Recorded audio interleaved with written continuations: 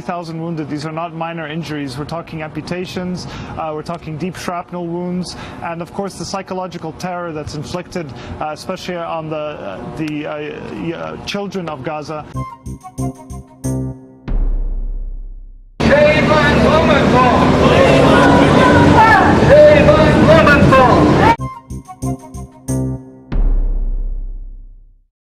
Hello, my name is Stanley Heller. Welcome to The Struggle. The Struggle is shown on 23 cable stations from Vermont to New York City, on the internet at thestruggle.org, our YouTube channel, Struggle Video Media. We begin with an outstanding report from Gaza from Sherif Khaddous, courtesy of Democracy Now! Also joined, in addition to Sherif Khaddous in Gaza City, by Dr. Mads Gilbert, a Norwegian doctor providing medical assistance in Gaza, recently submitted a report to the UN on the state of the Gaza health sector this year. Can you talk about what's happening from where you are right now in Shifa? We didn't want you to wait. We understand that there are many people waiting to see you.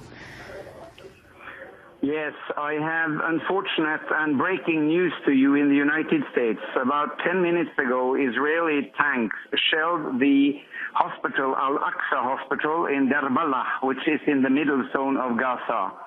4 were killed, mainly patients treated in the surgical department, and 15 are injured.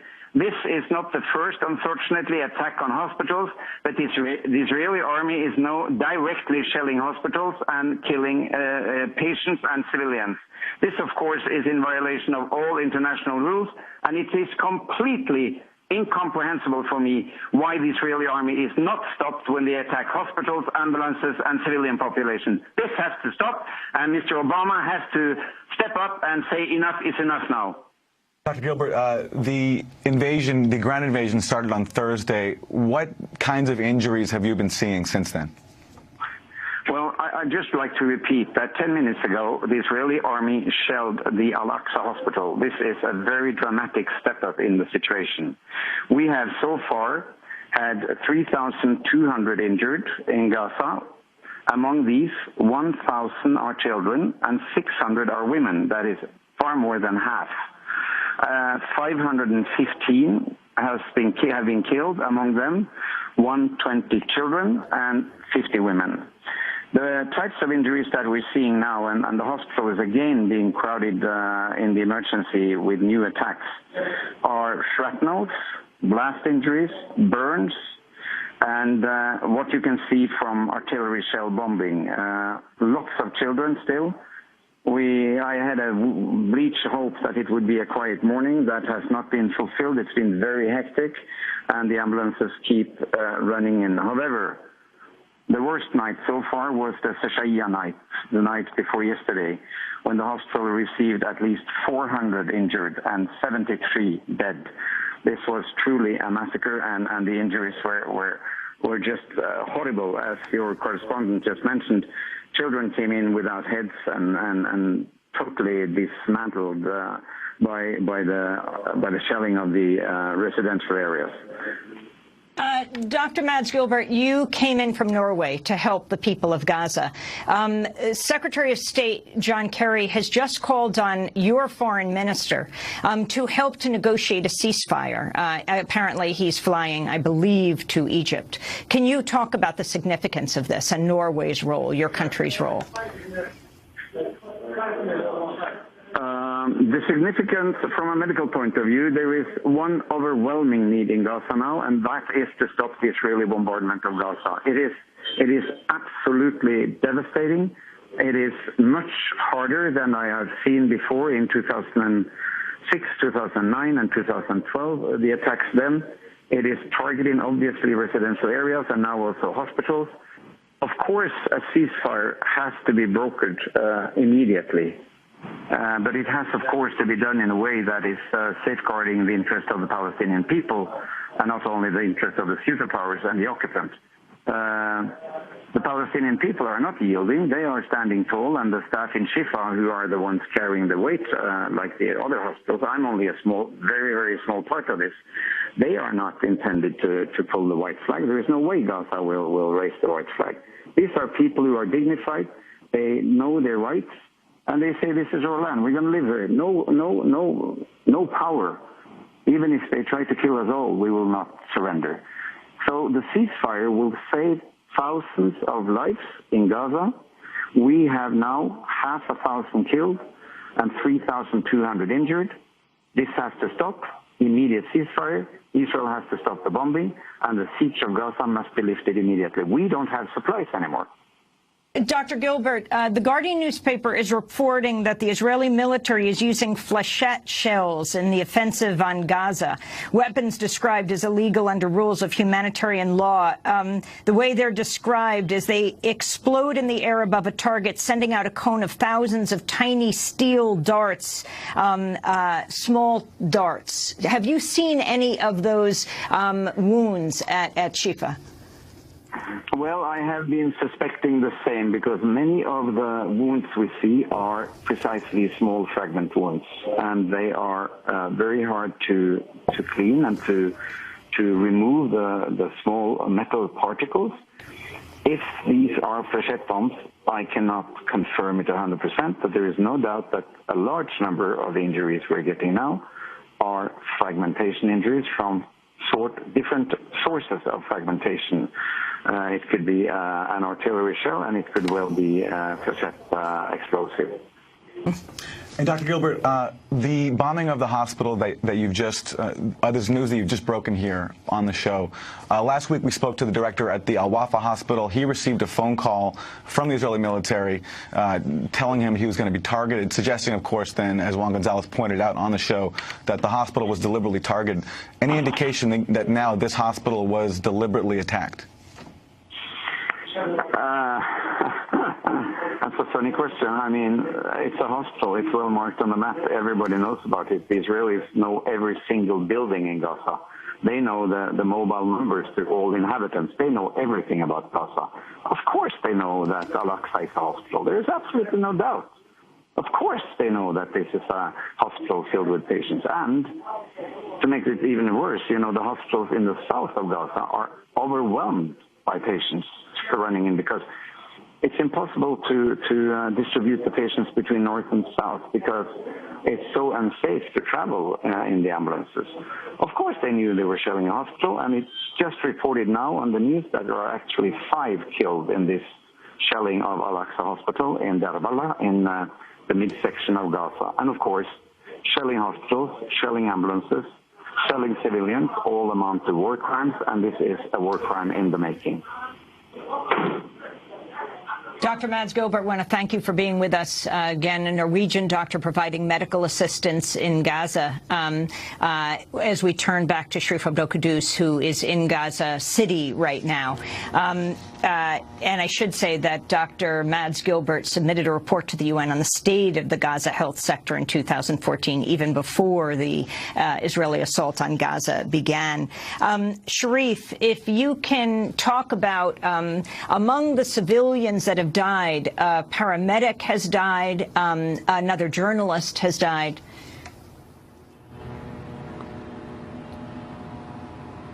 Yes, Amy. As I said, it was very hard for ambulances to get into Shajaiya yesterday, but the paramedic drivers here are extremely brave, and many of them went into Shajaiya to try and retrieve people, to retrieve the wounded, and one of them was hit in a direct hit. The picture of the ambulance is of a charred, twisted hunk of metal, and so he was killed, and a journalist, a Palestinian journalist, was also killed as well, a photojournalist, I believe. And he was, this came a day after the government press office in Israel sent an email to foreign correspondents telling them that Hamas frequently exploits journalists as human shields, and that the Israeli government will not be responsible for any damage or injury that journalists sustain while field reporting. And then the next day a journalist was killed. Let me also say, Amy, that the number of displaced is really it's much higher than it was in 2008, 2009 in that Israeli operation. There's nowhere for people to go anymore. Before the Shajaiya attack, the UNRWA numbers was 60,000 displaced. At the end of the day, it was 80,000 displaced. The UN was opening up different schools for people to come, and they come with nothing. They come with maybe a blanket or a pillow, but usually nothing else, and they don't know when they'll go home. They don't know if they have a home when they go back or whether it'll be destroyed. We talk often about the dead, but the vast numbers of wounded, 3,000 wounded, these are not minor injuries. We're talking amputations, we're talking deep shrapnel wounds, and of course the psychological terror that's inflicted, especially on the children of Gaza, will have deep lasting effects. By the UN's own count, 60,000 children in Gaza are in need of some kind of psychological treatment. So these are effects that will last for many generations, and it's not just something that'll never end. And as I'm speaking to you, there's been shelling behind me in eastern parts of Gaza City, missile strikes that are happening. I can hear drones over me right now as we speak. This is something that the Gaza Strip is bracing for more bloodshed still. Sherif, the fighting in Shejaiya, that's where 13 Israeli soldiers were killed. What do you understand about the battle that occurred between militants and the Israeli soldiers? It looks like they put up a considerable fight. Well, it's very hard to independently verify anything. What does appear to have occurred is that, according to different sources, is that either a tank or some kind of armored vehicle was attacked and destroyed by the Qassam brigades, the armed wing of Hamas, and that when the rescue team, the Israeli rescue team, went in, 4 of them were killed as well. So it really looks, and speaking to different analysts here, political and military analysts, local ones, saying that Al-Qassam is a much more prepared militarily than it was in 2008 and 9, that it learned its lessons from 2008 and 9, that there is a Gaza under Gaza with tunnels and a network where they operate, and they seem to have, this seems to be true, that they fired many rockets into Israel, and the Israeli military doesn't seem to be able to kill the militants. They're killing civilians and children, there's 2 very big bangs just happened behind me. They're continuing. It sounds like naval artillery, they continue to pop up into Israel proper through these tunnels that cross the border, which Netanyahu says is the whole point of the ground invasion, to destroy them. So it does seem to be that they almost want the Israelis to come in so they can be able to fight them. If you just look over to the right here in the distance back there, I believe that is Shejaiya in the back. You can see on the horizon massive strike there, maybe 2 or 3, and the smoke is just billowing up. And this is, I believe, still, yes, Shejaiya, where we had that massacre yesterday. So these are the sounds we're hearing, and this is just a couple of kilometers from where we're standing right now. Sherif, thank you for being with us. Sherif Khaddous, Democracy Now! Correspondent, is filing reports for The Nation magazine, and we'll link to those reports, speaking to us from Gaza City. When we come back from break, we'll be joined by Raji Sourani, a Palestinian human rights leader, won the Robert F. Kennedy Prize for Human Rights, as well as the Right Livelihood Award. He'll speak to us from Gaza as well. Stay with us.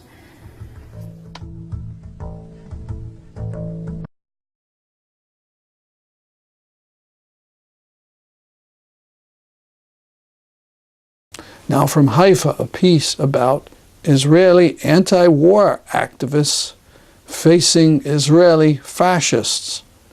First, David Sheen shows us video of the protest, and then the mob around them calling for the death of Arabs and the death of leftists.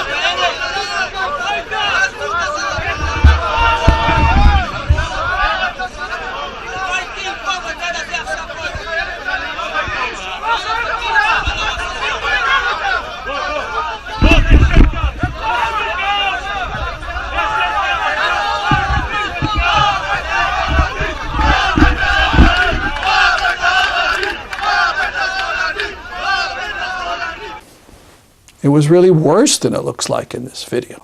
1,000 Israeli fascists surrounded 300 or 400 peace activists, and the peace activists literally feared for their lives. Go to our website, thestruggle.org, for a written description of what it was like. According to Ron Baron, 30 were injured by the fascists. Mobs went through the streets, beating up anyone they thought was Arab or leftist.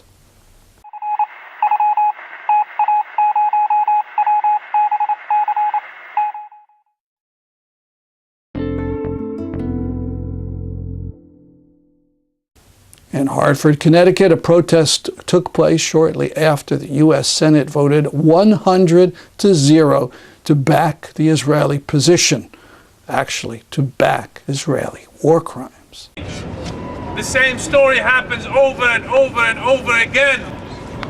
Our politicians are not listening to us. While we are complaining and we are condemning violence from any side, condemning the killing of civilians, whether they are Jews or Arabs. But yet, our politicians do not get the message. Our politicians, every time Palestine gets attacked, they stand with the attackers. Every time our people, the Palestinian people, are falling, their homes are being destroyed, their lands are being confiscated, our politicians still stand with the aggressor. Just today, and only a few hours before Israel started its attack, its ground assault on the Palestinians, our senators, from Democrats to Republicans to independents, even those who many times we counted on them, and social and human rights issues, they acted cowardly and stood with Israel after the death toll is climbing. I have in my hand a document listing every single name of Palestinian who fell, every child, every woman, every man. Now I want to talk about crime. Hartford, they say, is a high crime zone. And it's absolutely right, because you're right in the heart of the high crime zone. The big criminal in there and the big criminal in there. I'm talking about Blumenthal, the senator, and Murphy, the senator. They are co-conspirators in a crime. The crime of war crimes against people inside of Palestine. They voted yesterday unanimously with all the other senators, the other cowards, to send a vote of support to the Israeli war machine. A unanimous vote, Senate Resolution 468. What's more, they're considering sending emergency money to Israel.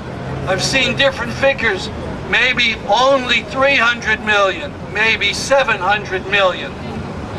What a horror, what a disgrace. In Detroit, Michigan, they're shutting off the water to tens of thousands of people. They're firing teachers in Chicago, in Philadelphia, in New Haven. They closed many of the homeless shelters, and people have nowhere to go because it's against the law to be homeless in New Haven. But they can send $3 billion a year to the criminals of the IDF, and maybe another $700 million bonus. It is a horror. We should be so ashamed and horrified of these people that get elected to office. We see a lot of signs here that say the message, cut the billions to Israel. That's the lesson. That they would understand. You know, a word here or a word there, or Obama saying they should be restrained. You know, we see how restrained they are in all their killing. Cut the billions to Israel. Can I hear that in a chant? Cut the billions to Israel. Cut the billions to Israel. Cut the billions to Israel. Cut the billions to Israel. They marched around the block, around the old State House.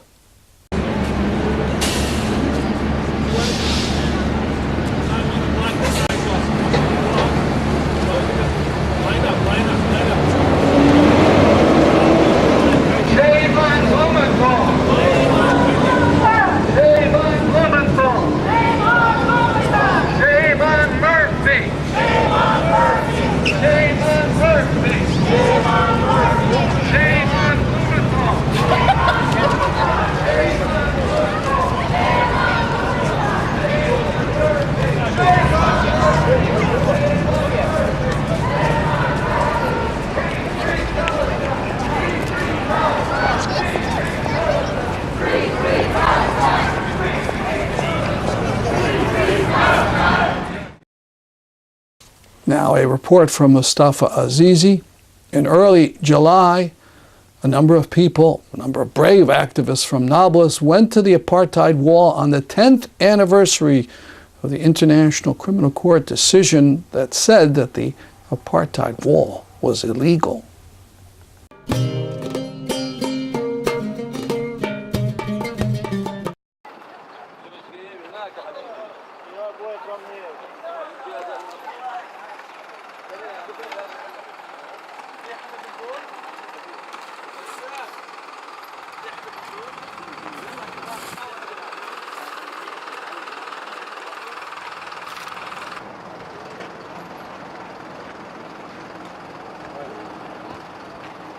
To have it like this.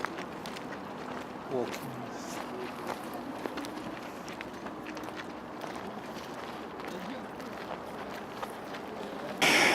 Tell you everything about this activity, who organized it and why.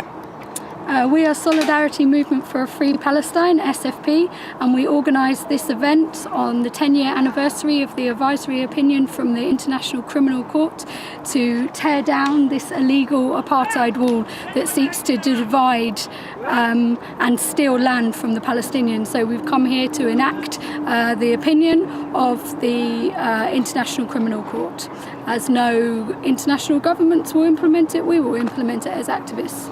What do you think about the war in Gaza? Disconnected with that? It's all connected. Mm-hmm. If the wall comes down, it's freedom for everyone. Okay, anything you want to add it? Message to the world in this? Free Palestine.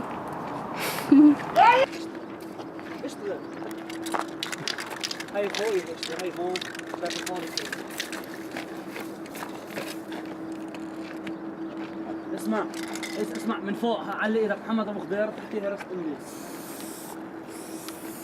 امي بالاحمر خضير اوكي